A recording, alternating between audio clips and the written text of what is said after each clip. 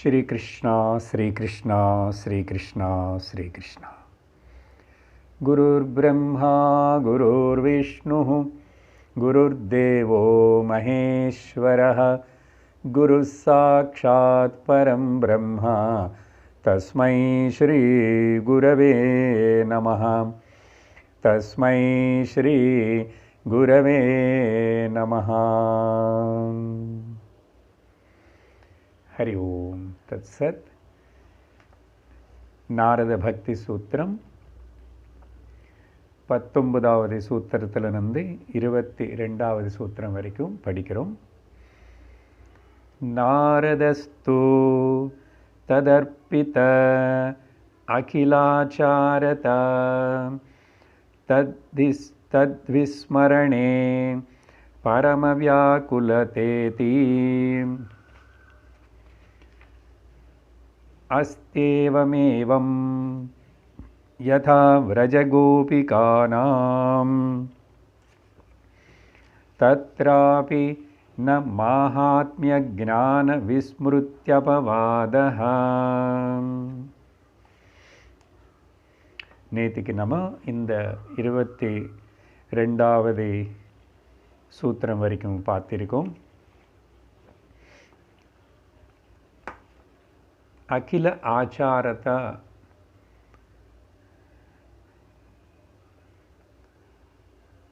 சர்வ கர்மங்களையும் கர்மயோகமாக மாற்றிக்கிட்டு பகவானுக்கு செய்கிற ஆராதனான்னு சொல்ல பாவத்தோட அந்தந்த வேலைகள் பண்ணணும் விவகாரத்தில் கூட அப்படின்னு சொல்லி அது ஏதாவது செய்யும்போது பகவானை மறந்துட்டா அதனால் ஏற்படுற ஒரு பெரிய தாபம் தத் விஸ்மரணே பரம வியாகுலதா. அப்படி பக்தனுடைய சிறந்த லட்சணம் பற்றி சொல்லும் போது பராபக்தி விஷயம் இதுதான் சத்தியம் இதுதான் சத்தியம் இதுதான் பக்தி என்ன அப்படின்னு சொல்லிட்டு ஒரு உறுதியான நிர்திஷ்டமான ஒரு சூத்திரம் சொல்லி அதுக்கு உதாரணமாக நம்ம எல்லாரும் ஸ்மரிக்க வேண்டிய நினச்சிக்க வேண்டிய சுத்த பக்தி அன்கண்டிஷ்னல் லவ் அந்த பராபக்தி இருக்கிற கோபிகா ஸ்திரீಗಳನ್ನು பற்றி பிருந்தாவன கோபிகைಗಳನ್ನು பற்றி யதா व्रज கோபிகானாம் அப்படின்னு சொல்லிட்டு நேத்திக்கு நம்ம அந்த கோபிகளுடைய சுத்த பக்தி விஷயம் பற்றி நம்ம நிறைய கேட்டிருக்கோம். அதுக்கு பிறகு 22வது சூத்திரத்தில் அவங்க அப்படி பகவான் கிருஷ்ணனுடைய ரூபத்துக்கு அவருடைய பார்வை ரூபம் நாமம் அப்புறம் ஸ்பர்ஷிக்கிறதுக்கு பகவான் பாதங்களை தொடுறதுக்கு சேவை பண்ணுறதுக்கு பகவான் கூட சேர்ந்து இருக்கிறதுக்கு இப்படி சர்வம் அவங்களன்னு கிருஷ்ணனுக்கு சமர்ப்பித்து எதுவுமே எதிர்பார்க்காம அது சரீர பாஹ்ய போக வாசனை கொஞ்சம் கூட இல்லாத ஒரு சுத்த பக்தி.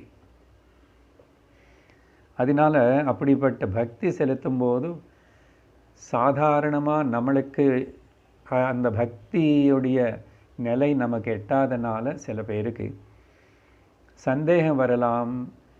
இது லௌகிகமான சாதாரணமாக இருக்கிற ஒரு பிரேமையா, லோகத்தில் சாதாரணமாக இருக்கிற பிரேமத்துக்கு பிரேமன்னு சொல்ல மாட்டோம், காமம் அப்படின்னு சொல்கிறோம். இன்றைக்கி பார்க்க போகிறோம் பிரேமத்துக்கு காமத்துக்கு என்ன வித்தியாசம்னு. அதனால் தத்ர அபி ந மகாத்மிய ஜான விஸ்மிருதி அபவாதக.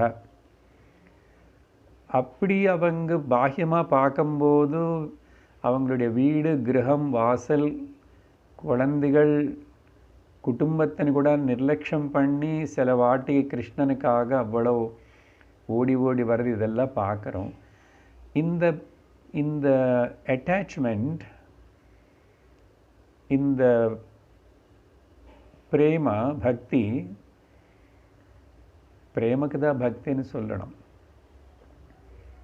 காமத்துக்கு ஆசக்தின்னு சொல்லுறோம்.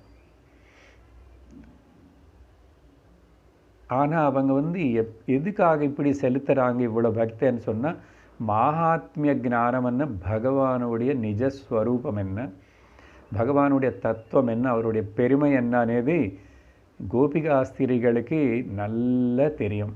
அப்படின்னா அதுதான் நேத்திக்கு பார்த்தோம். ந கலு கோபிகானந்தனா பவான் அகில தேகினாம் அந்தராத்மதிருக்கு அனி பாடியிருக்காங்க.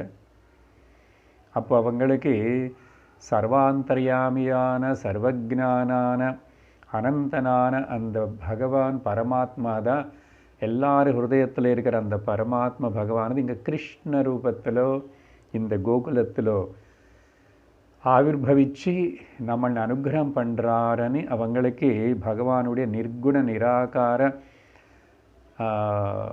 அந்த பரமாத்ம தத்துவம் அவங்களுக்கு தெரியும். அதனால தான் மகாத்மிய ஞானம் அவங்களுக்கு உள்ளே இருக்கு, அதுக்கு ஒரு நஷ்டம் ஏற்படலை. அப்படிப்பட்ட மகாத்ம ஞானம் உள்ளே இருந்ததுனால தான் இப்படிப்பட்ட அன்கண்டிஷனல் லவ், எதுவுமே எதிர்பார்க்காத ஒரு அன்பு கொடுக்கறது, அதை செலுத்த முடிஞ்சிருது அவங்களனால. அப்போ கருத்து என்னன்னா, ஒருத்தருக்கு மேலே நம்ம பிரேம காட்டணும், அன்பு காட்டணும்னா அவங்களுக்குள்ள ஏதோ ஒரு மகாத்மியம், அவங்களுக்குள்ள ஏதோ ஒன்று நமக்கு பிடிச்ச விஷயம் இருக்கணும். ஆனால் இந்த பிடிக்கிற விஷயம்னு சொன்னால் அங்கே பாஹ்யமான குணங்கள் மட்டும் இல்லை,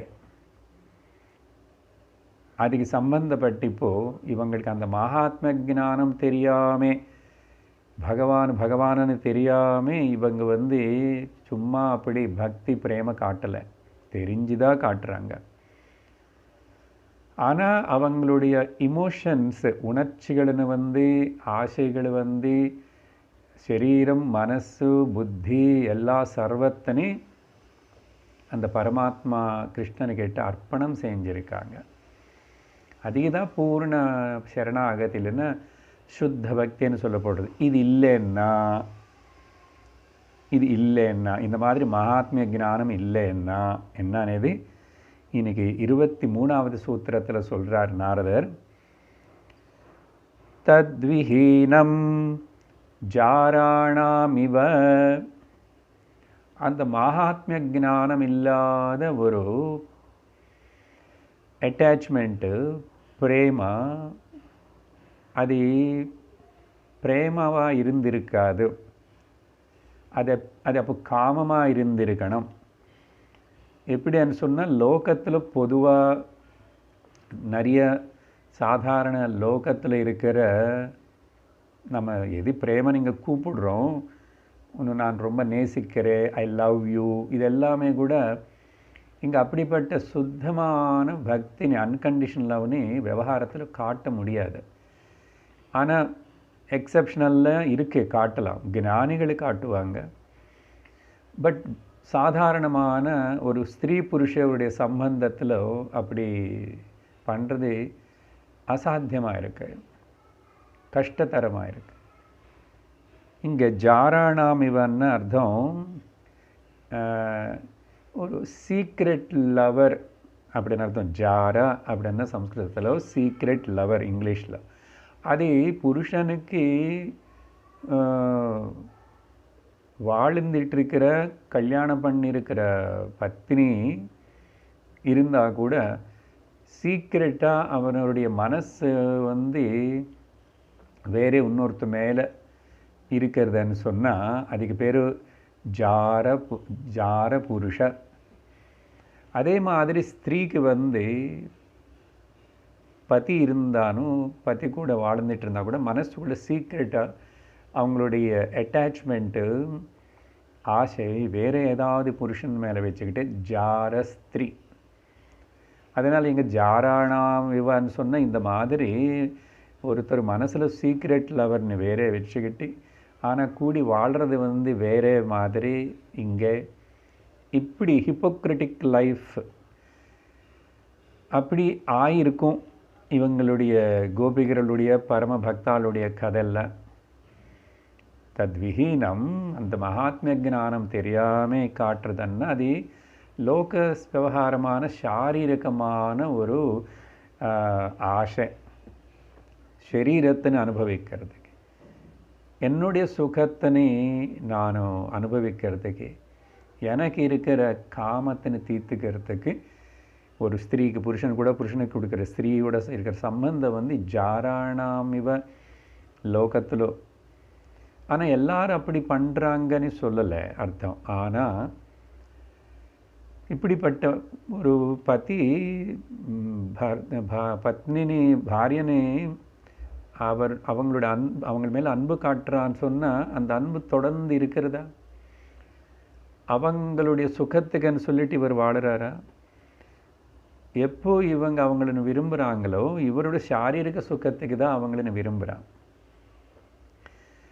அது என்ன அப்போ அவங்களுக்கு சரீர சௌந்தரியம் இல்லைன்னா வேறு ஏதாவது பாஹ்ய குணங்கள் மேலே பார்த்து ஆசைப்பட்டு அந்தந்த குணங்கள். ஆனால் குணங்கள் எல்லாமே கூட பிரகிருதி சம்பந்தப்பட்டது.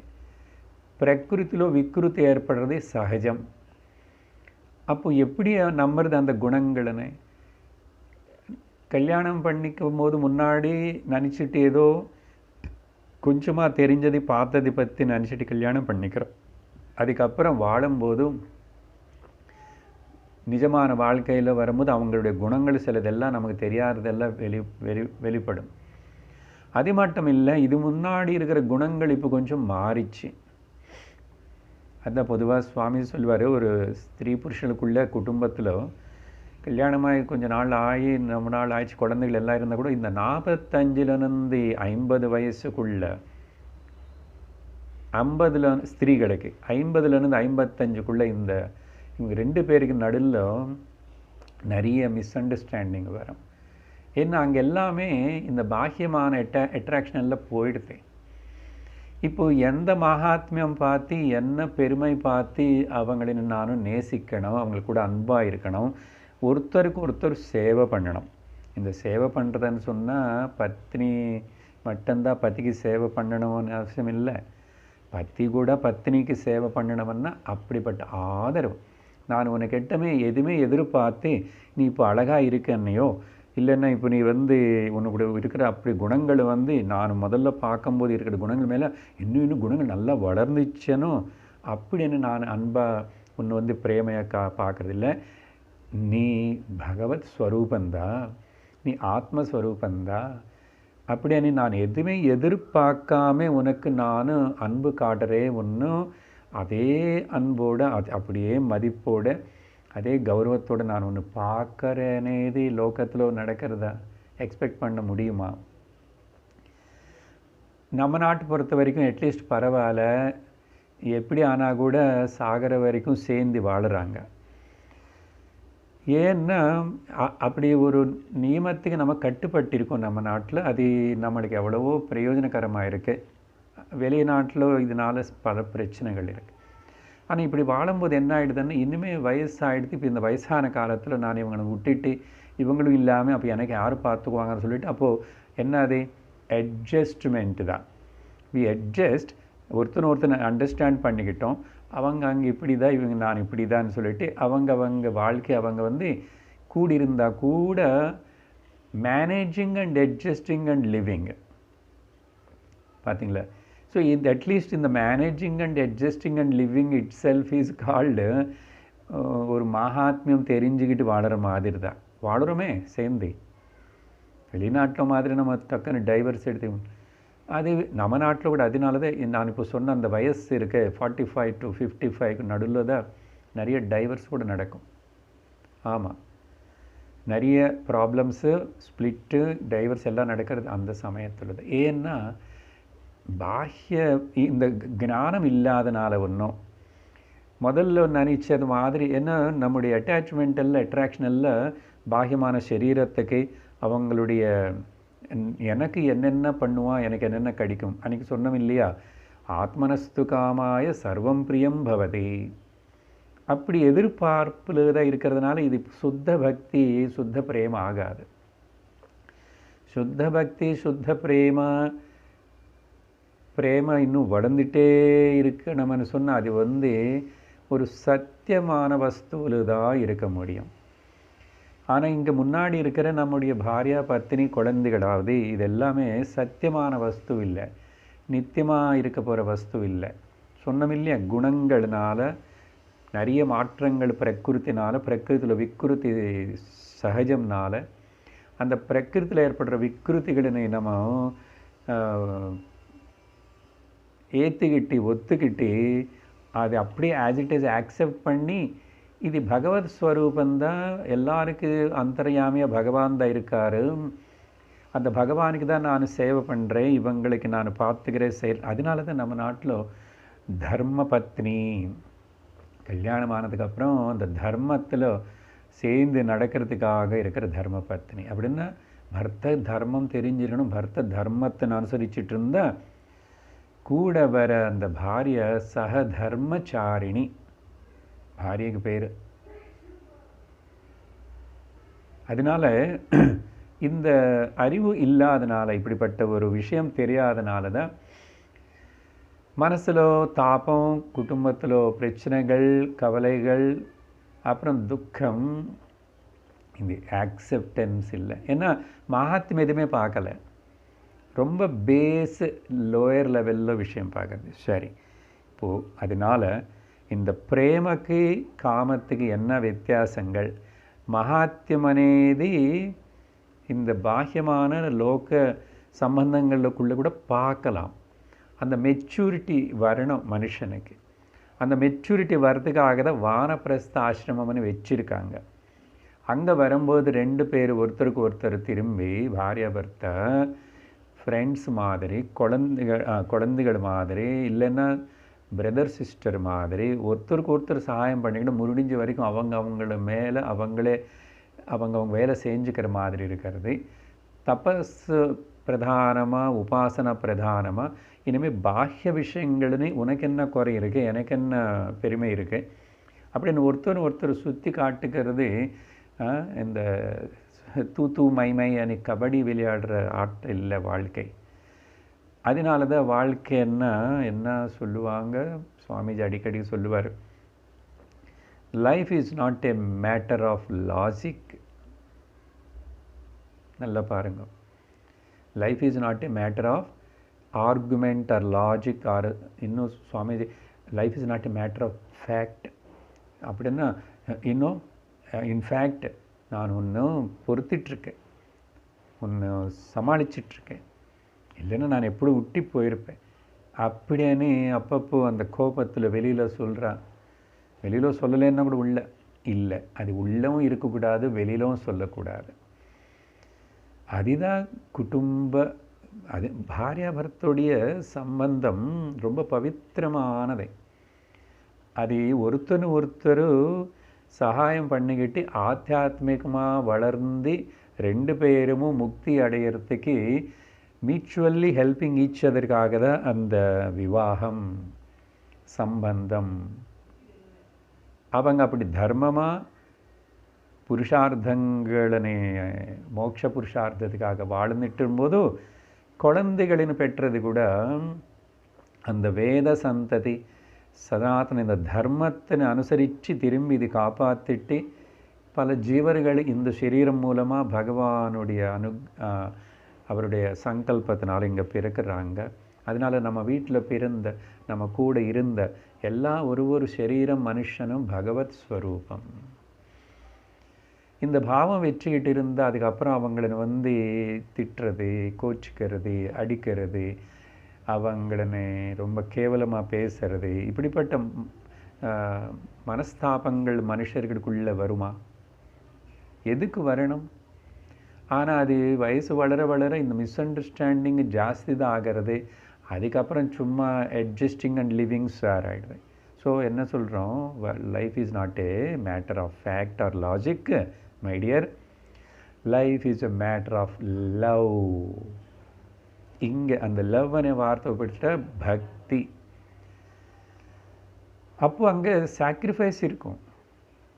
எனக்கு என்ன பண்ணுவான், எனக்கு என்ன பண்ண நீ அப்படின்னு சொல்லி ஒருத்தனே உன்னை கட்டிக்கிட்டு நான் என்னதான் அனுபவித்தேன், என்னதான் செஞ்சேன், இப்படியெல்லாம் ரொம்ப நாளுக்கு அப்புறம் கூட இப்படி பேசிக்கிட்டு ஒருத்தர் திட்டுக்குவாங்க, சொல்லுவாங்க.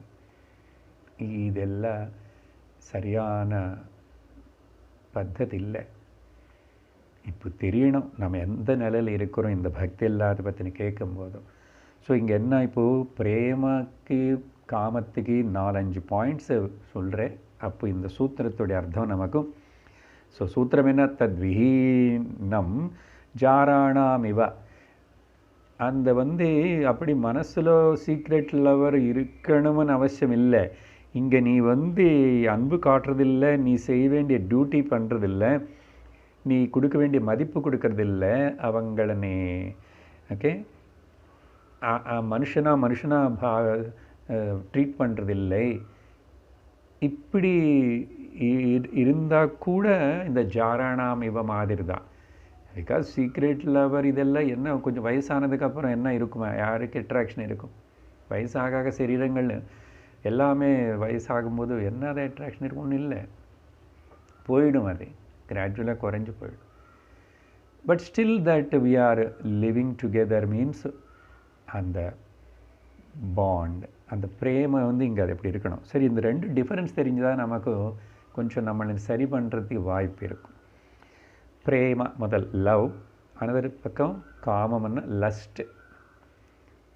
இதில் பிரேம காட்ட காட்ட உள்ள ஹிருதய மனசில் அமைதி சாந்தி வளரும். பிரேம இருக்கிற இடத்துல அங்கே சாந்தி இருக்கும். இன்னொரு பக்கம் காமம் இருக்கிற இடத்துல அந்த உள்ளே இருக்கிற சாந்தி நாசனம் பண்ணிகிட்டே இருக்கும், சாந்தி குறையும். நீ ஆசைப்பட இந்த காமத்தோட சாந்தி குறையும். 2வது பாயிண்ட் இந்த பக்கம் பிரேமன்னு சொன்னால் ஹையர், இட் இஸ் அது புத்தியோடைய ஜெயம், விக்டரி. அப்படின்னா it is a victory of the higher mind or புத்தி. அதனால தானே அந்த புத்தியில் விவேகம், அறிவு, இந்த தெளிவு, சாஸ்திரம் நமக்கு என்ன சொல்லிக் கொடு, தெரிஞ்சிருந்தால் யூ வில் பிஹேவ் ப்ராப்பர்லி. அதனால தான் அப்போது உள்ள ஜெயம் இந்த பிரேம இருந்தால். அதனால தான் பிரேமனால் நீங்கள் உலகம் மொத்தத்தின்னு ஜெயிக்கலாம்ன்றான். பிரேமனால் நீங்கள் ஜந்துகளின் கூட கட்டி போட்டுடலாம். அன்பு அது காட்டும். பிரேம கேன் டூ வண்டர்ஸ்.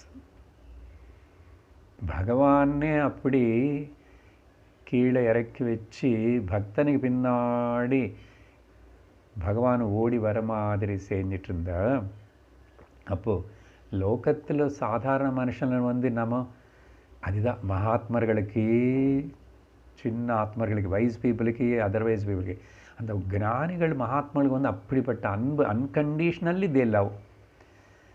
யாருன்னு அவங்க எல்லாரும் இன்னொரு இந்த நடுவில் ஒரு சைடு பாயிண்ட், மகாத்மர்கள் பரம பக்தாளுடைய லட்சணம் என்னன்னா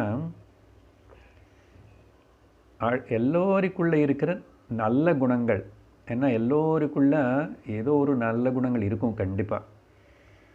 அப்புறம் எந்த கட்டு குணம் இல்லாமல் யாருமே இருக்க முடியாது இந்த சரீரம் மனசு எக்யூப்மெண்ட்டு வச்சுக்கிட்டு. ஆனால் மகாத்மர்களுடைய லட்சணம் என்னென்னா அவங்களுக்குள்ளே இருக்கிற நல்ல குணங்களை பார்க்கறதே. அப்புறம் அவங்களுக்குள்ளே ஏதாவது குறைகள் இருந்தால் கூட அந்த குறைகளை சுட்டி காட்டி சொல்லி அது பெருசு பண்ணாமல் அப்போ கூட அவங்களை அதே அன்பு பிரேமையோடு பார்க்கறது. இல்லைன்னா குரு சிஷ்யர்களை பல வகையாக அவன் எப்படி இருந்தால் கூட எந்த சிஷ்யன்னு எந்த குரு ஓகே நீ வேண்டாம் உனக்கு நான் அப்படின்னு சொன்னதே இருக்காது, சொல்ல மாட்டான். பகவான் எப்படியோ அப்படி தான், பகவான் விஷயத்தில் கூட அப்படி தான். அவர் லோகத்தில் இத்தனை பேர் கட்டவங்கள் இருக்காங்க, அப்படி இருக்காங்க, ரொம்ப துர்மார்கள் இருக்காங்க, கிரிமினல்ஸ் இருக்காங்கன்னு நம்ம சொல்கிறோம். அவங்கள செஞ்ச கர்மத்துக்கு அவங்களுக்கு பனிஷ்மெண்ட் வருது. ஆனால் பகவான் வந்து இவங்க நார்மலாக வாழ்கிறதுக்கு வேண்டிய சுற்றி இருக்கிற இந்த பஞ்ச மகாபூதங்கள் இதெல்லாத்தையும் அதே மாதிரி தானே அவங்களுக்கு எல்லாருக்கும் சப்ளை பண்ணுறாரு. ஏன்னா பகவான் அவருடைய ஸ்வரூபங்கள் தான் எல்லாமே. அப்போ யாருன்னு அவர் வந்து தண்டிப்பார், சிக்ஷிப்பார்? பகவான் யாருன்னு சிக்ஷிக்கலை. நம்ம செஞ்ச கர்ம தான் நம்மளை சிக்ஷிக்கிறது. நல்லா புரிஞ்சுக்கணும். பகவான் இப்படிப்பட்ட தண்டனை கொடுத்தாரேன்னு சொல்லக்கூடாது. பகவான் பிரேமஸ்வரூபனான அந்த பகவான் வந்து எப்படி தண்டனை சிக்ஷை கொடுப்பாரு. ஆனால் கதை சொல்லும் போது புராணத்தில் அப்படி பேசுவோம். ஆனால் உண்மையான பார்க்கும்போது பிகாஸ் ஹோல் சிருஷ்டி மொத்தம் அவருடைய ஸ்வரூபந்தான். அவருடைய ஸ்வரூபம் அவர் வந்து துவேஷிப்பாரோ? வரும் இந்த பாயிண்ட். அப்புறம் ஒரு சூத்திரத்தில் அந்த துவேஷம் விஷயம் வரும். இப்போது என்ன பேசிகிட்டு இருக்கிறோம் இங்கே? ஸோ விக்டரி, ஜெயம், மேலே ஹையர் மைண்டுடைய ஜெயத்துக்கு பேர் பிரேமா. இந்த பக்கம் வந்து இது வந்து அந்த லோயர் மைண்டோடைய துக்கம். The cry of the foul lower mind. எங்கே? காமம் பக்கம். க்ரைங், எப்பவுமே க்ரைங் தான். அது கேட்டுகிட்டே இருக்கும். காமம் అనేది அக்னி மாதிரி. அக்னியில் எவ்வளோ நீ என்னென்ன ஊற்றிட்டு இருந்தால் கூட அது இன்னும் சாப்பிட்டுட்டு இருக்கும், தவிர குறையாது. அடுத்த பாயிண்ட் வந்து இந்த லவ் எங்கெங்கே இருக்கிறதோ பிரேமா, அங்கே எல்லாமே அது ஆனந்தத்தில் ஜீவிச்சிட்ருக்கும். It lives in the joys, ஆனந்தம். ஏன்னா பிரேம கொடுக்க கொடுக்க அதில் ஆனந்தம் வருது. ஆனால் இன்னொரு பக்கம் லஸ்ட்டில் வந்து அது it seeks the happiness. They live in happiness. பிரேம காட்டுறவங்களை வந்து ஆனந்தத்தில் வாழ்ந்துட்டுருக்காங்க. போகம் லஸ்ட்டுன்னு விரும்புகிறவங்க, காமத்தில் இருக்கிறவங்க வந்து they are looking and trying to seek the happiness. வித்தியாசம் இருக்கா? To be happy and to become happy. அடுத்தது வந்து இங்கே ஸோ சாந்தி வரும்னு முதல்ல சொல்லிட்டோம். வளர வளர பக்தியில் இட் ஜெனரேட்ஸ் த ட்ராங்குவிலிட்டி. அந்த சாந்தி, பிரசாந்தி வித்தின் உள்ள. இங்கே பார்த்தீங்கன்னா காமத்தில் இட் வில் ஜெனரேட் சுற்றி நமக்கு எல்லாம் சுற்றி நிறைய எக்ஸைட்மெண்ட்ஸ் தான் அது உருவாக்கும். எக்ஸைட்மெண்ட்னா டென்ஷனு, ஸ்ட்ரெஸ்ஸு அண்ட் ஆங்ஸைட்டி அதெல்லாம். அடுத்தது வந்து இங்கே பிரேமல ஒருத்தனும் எல்லாருக்காக, அன்கண்டிஷனல், எல்லோருக்காக. ஆனால் காமத்தில் எவ்ரி ஒன் ஃபார் ஒன் அப்படின்னு எனக்கு நிறைய அனுபவிக்கணும், நிறைய பேர் கூட அனுபவிக்கணும், நிறைய வேணும் எனக்காக. பார்த்தீங்களா? ஆனால் இங்கே ஒன் ஃபார் மெனி, அங்கே மெனி ஃபார் ஒன் பர்சன். அதான் அந்த ஆசை, கிரீடினஸ்ஸு கூடாது. கடைசியாக அடுத்த பாயிண்ட் வந்து அதனால் பிரேம வந்து selfless. I am not important at all. நான் யாருக்கு சேவை பண்ணுறானோ, யார் மேலே பிரேம காட்டுறானோ, அன்பு காட்டுறானோ, தட் பர்சன் இஸ் இம்பார்ட்டன்ட். ஆனால் காமத்தில், லஸ்ட்டில் செல்ஃபிஷ்னஸ் இஸ் மோர் இம்பார்ட்டண்ட். ஏன்னா அது ஃப்ளஷோட கூடி இருக்கிற இந்த லோயர் கிராஸ் பேஸ் ஃப்ளஷி பாடிக்காக இருக்கிற அட்ராக்ஷன். புரியுறதா? இதுதான் வித்தியாசம். அதனால் தத்விஹீனம் ஜாராணாம் இவ. அடுத்த சூத்திரம். அதனால் அடுத்த சூத்திரத்தில் என்ன சொல்கிறாரு? 24 நாஸ்தியேவ தஸ்மின் தத் சுகசுகித்வம். இந்த பிரேமில் தத் சுகசுகித்வம் இது ரொம்ப முக்கியமானது. இவள் நேத்திக்கு பேசின அந்த கோபிகைகள் என்ன சொன்னாங்க? பகவானுக்கு பிடிச்சதுன்னா நாங்கள் நரக்கத்துக்கு போனாலும் பரவாயில்லன்னாங்க. அவருடைய சுகம் தத் சுகசுகித்வம் ஃபார் தி சுகம் ஆஃப் தி அதர் பர்சன். அவனுடைய சுகத்திலோ என்னுடைய சுகம் இருக்கு. seeing the feeling the happiness in the happiness of the others.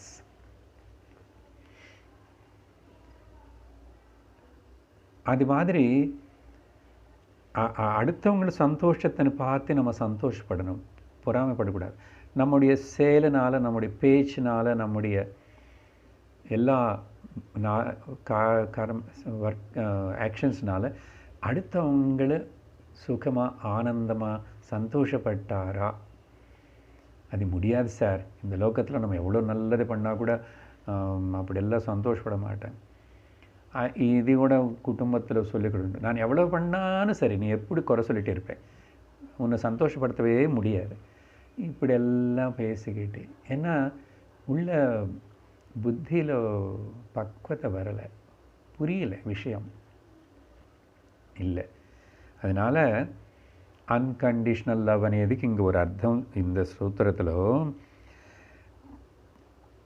தத் சுக சுகித்வம் தத்தனை இங்கே பகவானுடைய சுகம், பகவான் என்ன விரும்புகிறாரு, பகவான் என்ன ஆசைப்படுறாரு, பகவானுக்கு எப்படி இருந்தால் அவருக்கு பிடிக்கும், என்ன பலகாரம் பண்ணால் அவருக்கு பிடிக்குமனது அவர் எங்கேயுமே சொல்லலை. அவர் நம்ம மனசு எப்படி இருக்கணும்னு தான் பகவத்கீதையிலோ அப்பா இவ்வளவு சொல்லுவார்.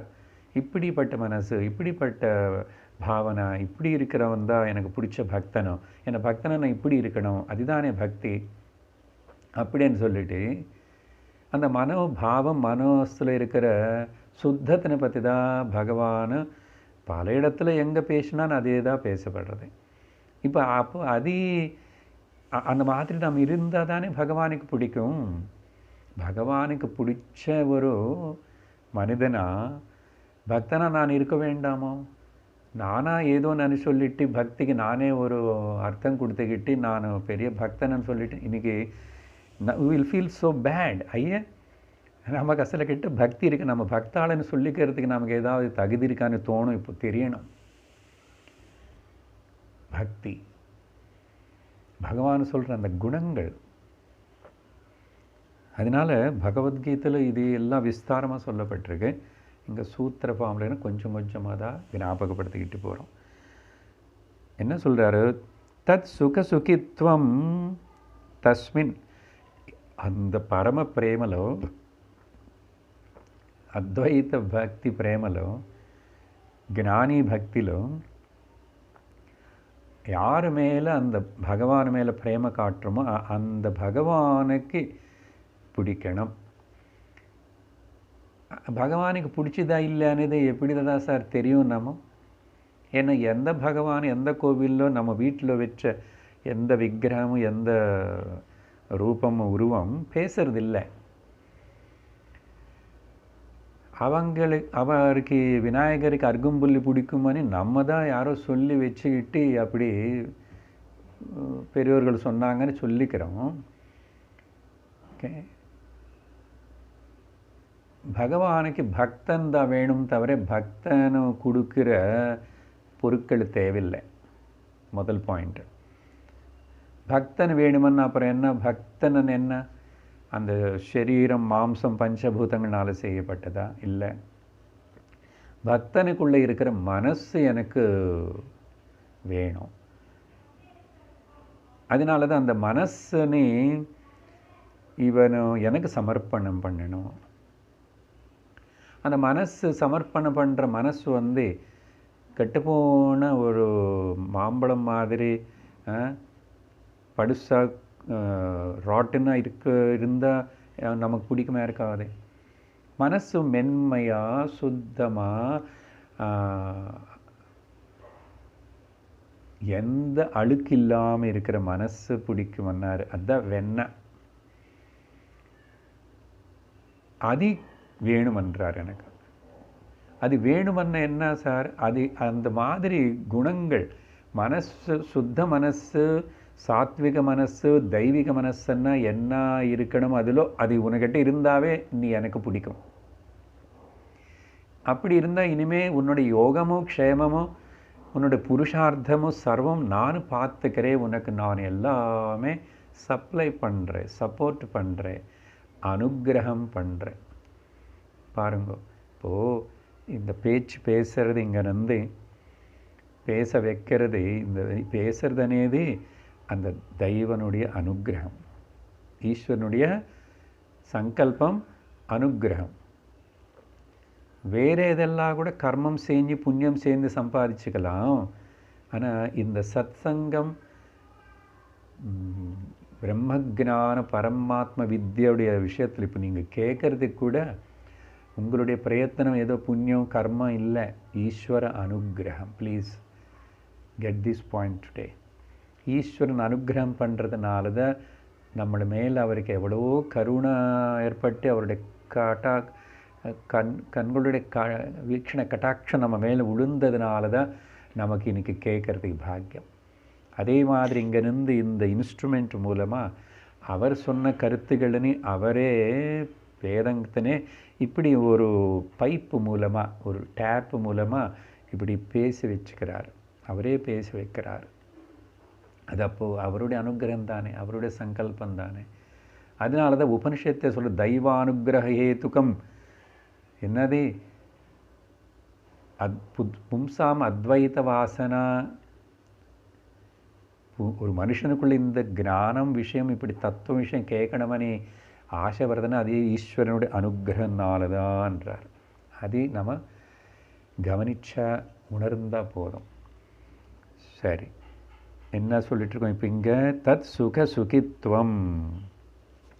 இந்த தத் சுக சுகித்வம் అనేది லோகத்தில் கொஞ்சம் தெரிஞ்சுக்கணும்னு சொன்னால், நேற்று கோபிகளுடைய கதை விஷயத்தில் சொல்லியிருக்கோம், அது பக்தி பண்ணுறாங்க.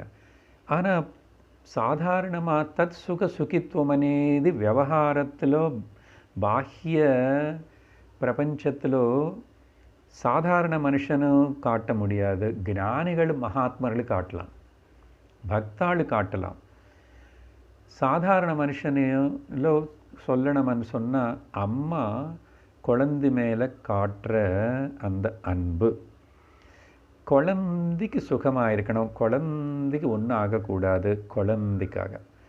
இது 100% అని சொல்ல முடியாது. ஆனால் உதாரணத்துக்கு நம்ம கவனிக்கிறதுக்கு, இது படிக்காத அறிவில்லாத ஜந்து கூட அந்த அம்மா when it becomes a mother, அதனால தான் தாயோட அன்பு தான் சிறந்ததாக இந்த சாதாரண விவகார லோகத்தில் சொல்லப்படுற பிரேம சொல்லணும்னா அம்மாவுடைய பிரேம தான். ஏன்னா அம்மா எதுவுமே எதிர்பார்க்காம அந்த குழந்தைன்னு தானே நினச்சிக்கிட்டு அதுக்கு என்னென்ன வேணுமோ, அதுக்கு எப்படி பண்ணால் அதுக்கு சுகமாக இருக்குமான்னு சொல்லிட்டு, அதனால தான் குழந்தை சாப்பிட்டு அம்மாவுக்கு ரொம்ப திருப்தியாக இருக்கும். குழந்தை இன்றைக்கி சரியாக சாப்பிடலன்னு அம்மாவுக்கு கவலையாக இருக்கும், குழந்தைக்கு உடம்பில் சரியில்லைன்னு அம்மாவுக்கு கவலையாக இருக்கும். இதெல்லாம் முக்கியமாக அந்த பிகினிங் ஸ்டேஜில் அது ஜந்துகள் பறவைகள் எல்லாமே காட்டுறது இயற்கையில் நேச்சுரலாக வர்றது. பார்த்திங்களா? அது நேச்சுரலாக வர்றது. இப்போ நம்ம அந்நேச்சுரலாகவே திரும்பி பிரயத்தனம் பண்ணி நேச்சுரல் பண்ணிக்கணும். அப்படி பண்ணிக்கிற அந்த ப்ரொசீஜருக்கு பேர் தான் பக்தி, ஞானம். அப்புறம் அம்மாவுக்கு கொஞ்சம் கொஞ்சம் நாள் ஆக ஆக ஆக அந்த அளவுக்கு கூட இருக்காது, குறைஞ்சிடும். அதுக்கப்புறம் எதிர்பார்ப்ப ஆரம்பிப்பான் அம்மா கூட. நான் சொன்ன மாதிரி கேட்கணும், நான் சொன்ன மாதிரி படிக்கணும், நான் சொன்ன இடத்துல நீ கல்யாணம் பண்ணிக்கணும், அதுக்கப்புறம் அப்படி இருக்கணும் இப்படி இருக்கணும்னு. அப்போது பையன் மேலே குழந்தை மேலே அவ்வளோ அன்பாக இருந்து அப்படி இருந்துச்சுன்னா அப்புறம் மருமகள் வந்ததுக்கப்புறம் அந்த பையனை மருமகள் 2 பேரும் சேர்த்து ஏன் திட்டுறோம் பாருங்கள், மாறி போச்சு. ஏன்னா இது குணங்களோடு ஆதாரப்பட்டு வர்றது. உதாரணத்துக்காக தான் மதர்லி லவ்னது very very pious sincere highest லவ்வாக பாகியமாக சொல்கிறது. அதுக்கப்புறம் பக்தாள் குரு அப்புறம் ஞானிகள் அவங்களுக்குள்ளே இந்த பக்தி இருக்கும், அன்கண்டிஷனல் லவ். அதனால் தஸ்மின் தத் சுக சுகித்வம் ந அஸ்தி ஏவ. இப்படிப்பட்ட சுகம், இப்படிப்பட்ட ஒரு ஆனந்தம், இந்த பக்தி பிரேமல ஒரு ஆனந்தம் வேறு எதுலேயுமே வராது. ந அஸ்தி ஏவ, இதுக்கு ஈடாக இன்னொன்று கிடையாது அப்படின்னு கிரகிச்சவன் தானே இப்படி காட்ட முடியும். கோபிகர்களுக்கு அப்படிப்பட்ட ஞானம் அறிவு ஏற்பட்டதுனால, விவேகம் இருக்கிறதுனால தான் they're able to dedicate, sacrifice. அந்த கொடுக்கறதுல இருக்கிற ஆனந்தம் வாங்கிறதுல சேர்த்து வச்சுக்கிறதுக்கு இல்லைங்க. இது உணர்ந்தவங்களுக்கு தான் உணர முடியும். அதனால தான் சாஸ்திரம் உபனிஷத்து சொல்கிறது தியாகே நைக்கே அமிர்தத்வமானசோ. அந்த அமிர்தத்துவத்தை நீ அனுபவிக்கணும், ஃபீல் பண்ணணும்னு சொன்னால் தியாகம் பண்ணணும். உட்டி கொடுக்க கொடுக்க கொடுக்க அந்த ஆனந்தம் அமிர்தத்துவம் வருமானது. இது சத்தியம். ஸோ அதனால் தஸ்மின் சுகம் தத் சுகம். அதனால் அப்போது எதிலோ ஆனந்தம் 5 பாயிண்ட்ஸ் மேலே சொல்லியிருக்கானா அதெல்லாம் மனசில் வச்சுக்கிட்டு பார்த்தா இங்கே லோகத்தில் நம்ம என்ன பண்ணுறோம், எதுன்னு ஆக்சுவலாக நம்ம வச்சுக்க முடியாதோ பிடிச்சிக்க முடியாதோ எது சத்தியம் இல்லையோ அதனை பிடிச்சிக்கணும், அதனை அடையணும், அது வேணுமனி விரும்புகிறோம். எது ஜகத்தை எது பிடிச்சிக்க முடியுமோ, எது சத்தியமோ, எது நமக்கு நெருங்கி இருக்கிறதோ அந்த ஆத்மனே சத்தியத்தில் ஒன்று தூரம் போகணுமனி ட்ரை பண்ணுறோம்.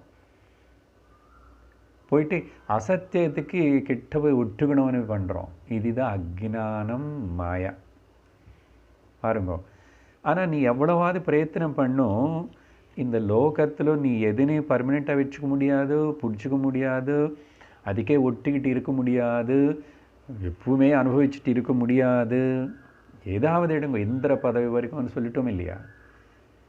இது ரொம்ப சுலபமாக கவனிச்சா தெரிகிற சத்தியம்தான். ஆனால் கவனி பஷ்யன்னபிச்சன பஷ்யதி மூட. பார்க்குறோன்னா பார்க்கல, கோட்டு விட்டுடுறோம். ஆனால் விட்டுட முடியாது, தூரமாக போக முடியாது, எப்பவுமே இருந்து எனக்கு கூடவே இருக்கிற தோணிட்டுருக்கிற நான் சத்து சித்து ஆனந்த ஸ்வரூபம், அதுதான் பரமாத்மா, அதுதான் பிரம்மஸ்வரூபம் అనేది அதிலிருந்து தூரம் போகிறோம், பாஹ்யமாகிறோம், பகிர்முகமாயிடும். அந்தர்முக சமாராத்யாம் பகிர்முக சுதுர்லபம். லலிதா சஹஸ்ரநாமத்தில் இந்த அம்பாளுன்னு ஞானமாக பிரம்மஸ்வரூபிணியாக சொல்லும்போது இது பகிர்முகமாயிடுச்சுன்னா கிடைக்காத வஸ்து, அந்தர்முகமாயிடுச்சுன்னா கிடைக்கிற வஸ்து. கடிக்கிறது இல்லை, கடிச்சிருக்கு, ஆல்ரெடி அவைலபிள், பிராப்தஸ்ய பிராப்தந்தா. ஆனால் கவனிக்கலை, வெளியில் பார்க்கறதுலையே விரும்புகிறோம். இந்த வெளியில் பார்க்குறதே விரும்புகிறது அப்படியே பகிரங்கமாகவே ஆகிறது. மோஸ்ட் எக்ஸ்ட்ராவர்டட் அஜ்ஞானம். காரணம் அஜ்ஞானம், பிராந்தி, இல்யூஷன், மோகம் அப்படின்னு சொல்லி. அதனால் இது போகணுமன்னா பூஜையில் ஏதோ சொல்கிறதுக்காக சொல்கிறோம், என்னது அதுக்கப்புறம் பல லிஸ்ட்டு சொல்கிறோம். இந்த பூஜையில் வர ஒரு வார்த்தைனால சொல்கிறேன். அது ஸ்ரீ பரமேஷ் சங்கல்பம் பண்ணும்போதோ ஸ்ரீ பரமேஸ்வர பிரீத்தியர்த்தம், இல்லைன்னா ஸ்ரீ பரமேஸ்வரி பிரீத்தியர்த்தம். பரமேஸ்வரனுக்கு அம்பாளுக்கு எது பிடிக்குமோ அவங்களுடைய திருப்தி பிரீத்திக்காக. நம்ம தெரியாமல் சின்ன எல்கேஜியில் மாதிரி என்ன பிரீத்தி அம்பாளுக்கு பாயசம் பிடிக்குமா, அம்பாளுக்கு வந்து புளியோதரை பிடிக்குமா, அப்புறம் ஓகே தத்தோஜனம் பிடிக்குமா கிருஷ்ணனுக்கு. இப்படி எல்லாம் அந்தந்த பண்டிகைக்கு அந்தந்த மாதம் அந்தந்த விழாக்கு வந்து தனித்தனியாக இந்த பிரசாதம் மட்டும் நல்லா பிரித்து வச்சுட்டோம். ஆனால் உள்ள அந்தர்கதமான விஷயங்களும் நம்மளுடைய சாதனா வர்ண ஆசிரமா தர்மங்கள் இது ஏதாவது அனுசரிக்கிறோமான்னு அது பண்ண மாட்டோம். எவ்வளோ வயசு வந்தாலும் சரி இன்னும் அந்த பாக்கியமான விஷயங்களனே கேஜி குழந்தைகள் மாதிரி பண்ணிக்கிட்டு அதுதான் பக்தின்னு என்ன சொல்லிட்டு போகிறோம் பாருங்க. வெக்கமாக இருக்கும். இப்போ நமக்கு பக்தி இருக்கா, என்ன பண்ணுறோம்னு கேட்டு தெரிஞ்ச. ஆனால் அதெல்லாம் தப்புன்னு சொல்லலை, அதெல்லாம் ஓரளவுக்கு தான் கொஞ்சமாக வச்சுக்கோண்ணா. எல்லாமே அது இனி பராபக்திக்கு வர்றதுக்கு அதெல்லாம் சாதகமாக இருக்கட்டும் நடுவில் அண்ணா. அடுத்தது வந்து ஸ்ரீ பரமேஸ்வர பிரீத்தியர்த்தம். இது பூஜை செய்யும்போது மட்டும் இல்லை, எப்பவுமே ஞாபகம் வச்சுக்கிட்டு அப்படி இருந்தால் அதுதான் தத் சுக சுகித்துவம். அதுதான் பக்தியில் பகவானுக்காக வளர, பகவானை இந்த சரீர மனசு மூலமாக வியக்தமாகணும், அவர் அபிவியக்தப்படுத்திக்கிட்டோம், அவருடைய காரியம் பண்ணிக்கிட்டோம், அவர் அப்படின்னு கொடுத்தோம். அடுத்தது 25வது ஸ்லோகத்தில் சூத்திரத்தில் சாது கர்ம ஞான யோகேபியः अपि அதிகதரா. சேர்ந்து படித்தா சாது கர்ம ஞான யோகேபியோப்யதிகதரா. இப்போது இந்த 25வது சூத்திரத்தில் வந்து வர 2-3 சூத்திரங்கள் இனிமே இப்படி அந்த பராபக்தி ஞானி பக்தியுடைய மகாத்மியம் பெருமை சொல்லணும். எப்படி பாகவத மகாபுராணம் கதை ஆரம்பிக்கிறதுக்கு முன்னாடி வேறு வேறு புராணத்தில் வேறு இடத்துல பல இடத்துல என்ன இந்த பாகவத மகாபுராணத்தோட பெருமை சொல்லப்பட்டிருக்கன்னு 6 அத்தியாயங்கள் வந்து 2-3 கதைகள் மூலமாக பாகவத மகாத்மியத்தை நம்ம கேட்டிருக்கோம். அதே மாதிரி இங்கே வந்து முதல்ல இதோட மகாத்மியம் சொல்லும்போது ஒரு சூத்திரம் வந்து உண்மையாக தூ சா அந்த பராபக்தி சுத்த பக்தி கர்ம ஞான யோகேபிய அப்படி கர்ம ஞான யோகங்களுக்கு மேலே அது ரொம்ப உத்தமமானது, சிறந்தது, அதிகதரா. அப்போ என்ன சார் ஞானத்தின்னு கூட நடுவில் போட்டுட்டாரு, ஒழுங்காக புரிஞ்சுக்கணும். இங்கே பாருங்கோ, பகவான் கீதையில் சொன்ன மாதிரி ஆர்த்தோ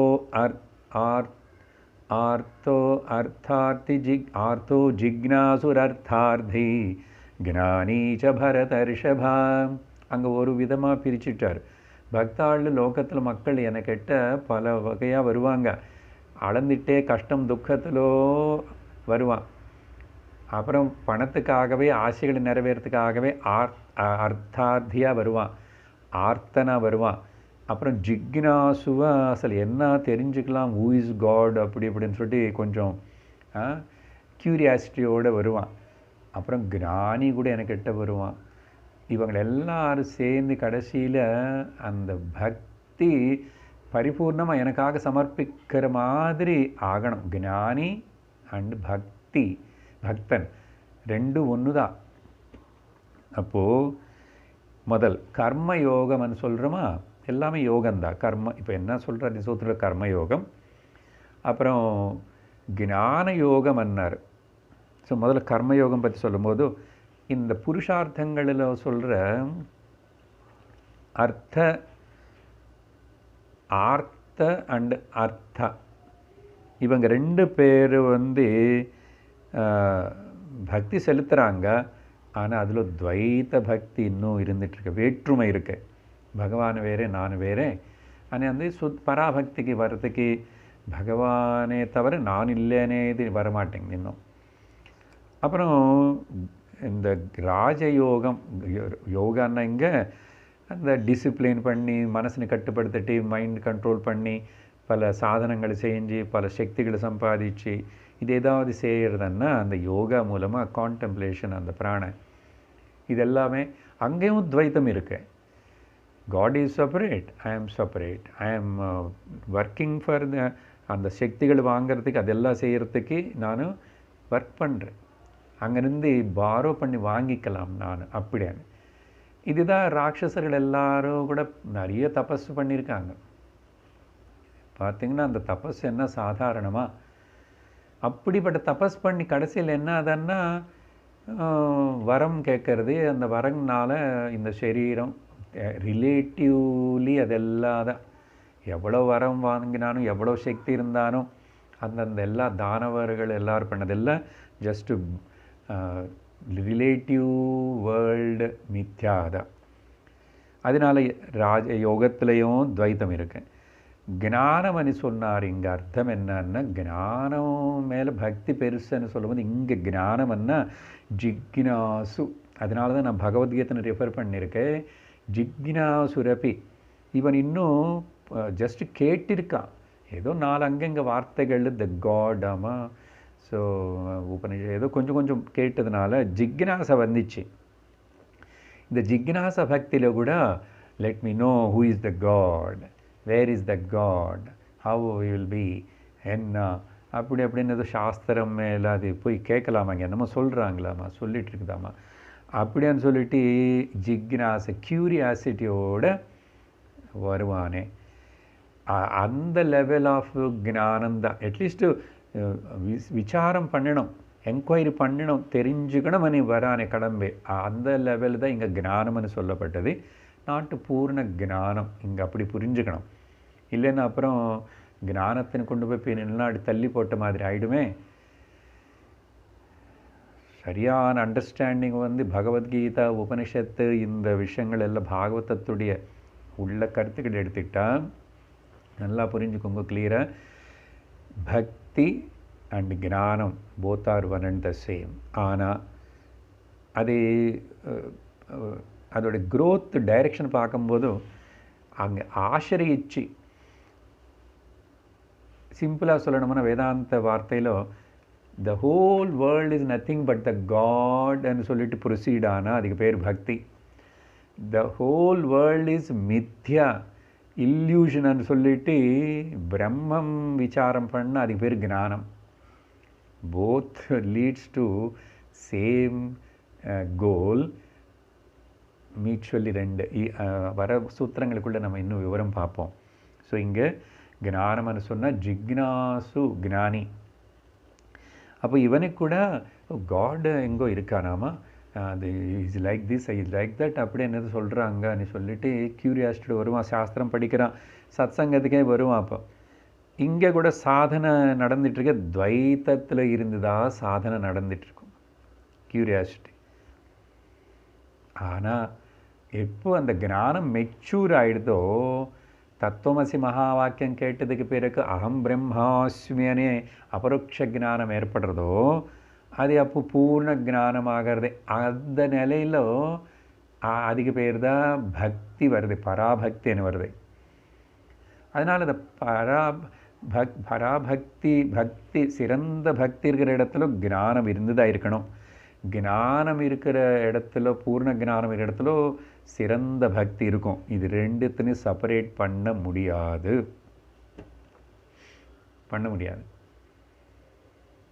ஏதாவது வேற்றுமை அப்புறம் டிஃபரன்சஸ் பார்க்குறேன்னா நீ இன்னும் பக்தியில் உனக்கு ஞானம் வரலன்னு அர்த்தம். ஞானம் வந்துச்சு ஓன்லி சூப்பர்ஃபிஷியலாக இன்னும் ஜிக்னாசுவாகவே மெட்டீரியல்லாம் நானும் இந்த எக்கடமிக்கல்லி ஐ எம் கலெக்டிங் நிறைய புஸ்தகங்கள் படித்தா நிறைய சாஸ்திரம் கேட்ட பாண்டித்யம் வந்துச்சு. ஆனால் உள்ள அந்த அடக்கம் வரலன்னா, அன்பு வரலன்னா, ஹியூமிலிட்டி வரலன்னா ஞானம் பூர்ணமாகாது. அதனால் பக்தி வரலைங்க. அங்கே பக்தி இன்க்ரீடியன்ட் சேர்ந்து தான் ஆகணும். பக்தியில் ஞானம் கலந்து தான் ஆகணும். இது சிம்பிளாக தமிழில் சொல்லணும்னா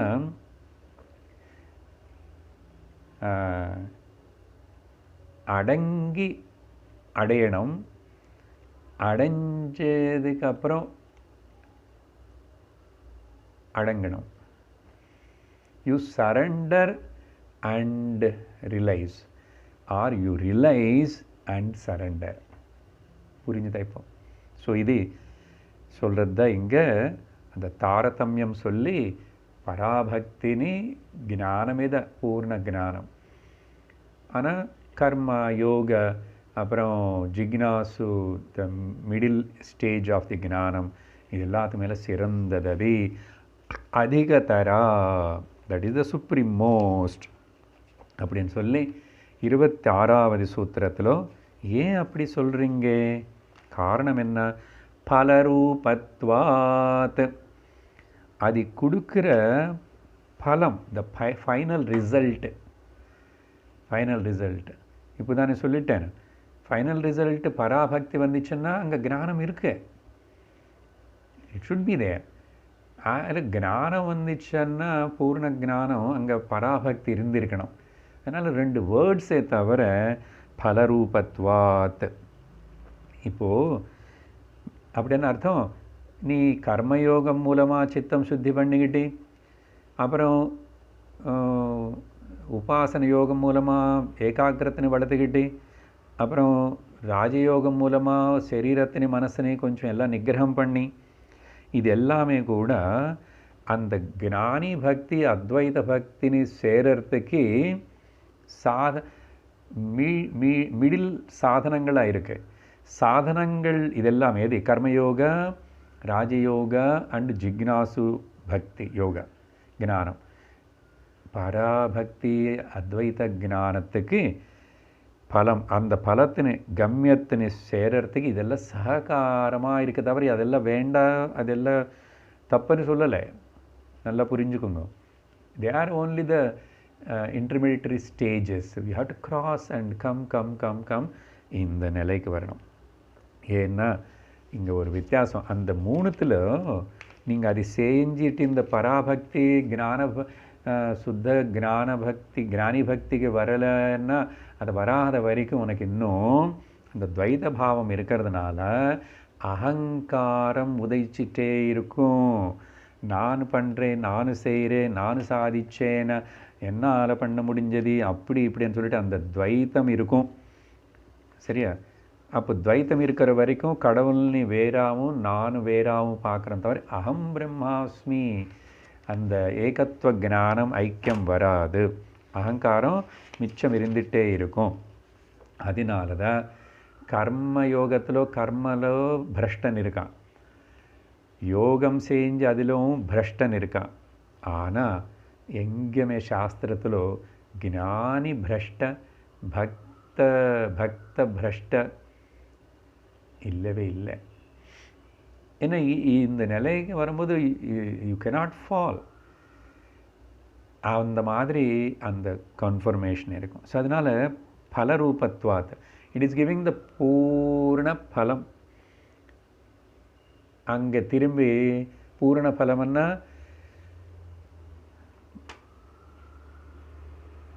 நிரங்குஷா திருப்தி, ஆனந்த பிராப்தி, துக்க நிவத்தி, நிரங்குஷா திருப்தி. அது சாஸ்திரத்தில் சொல்லுது.